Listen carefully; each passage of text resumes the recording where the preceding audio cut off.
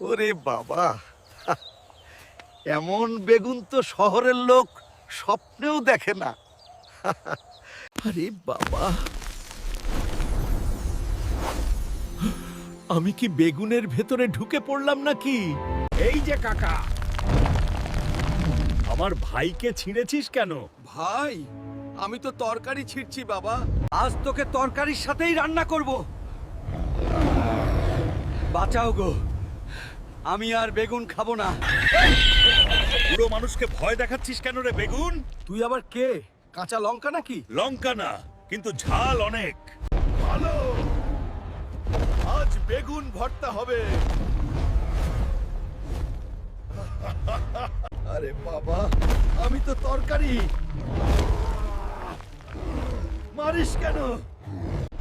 এইবার গেলাম, কিন্তু শীতে আবার আসবো। আজ থেকে বেগুন ছিড়ব। ও, কিন্তু আগে চারপাশ দেখে। বাবা হাল্ক, তুই না এলে আজ দাদুর বেগুনই শেষ। চিন্তা নাই দাদু, তবে বেগুন ভর্তা বানালে ডাক দিয়েন।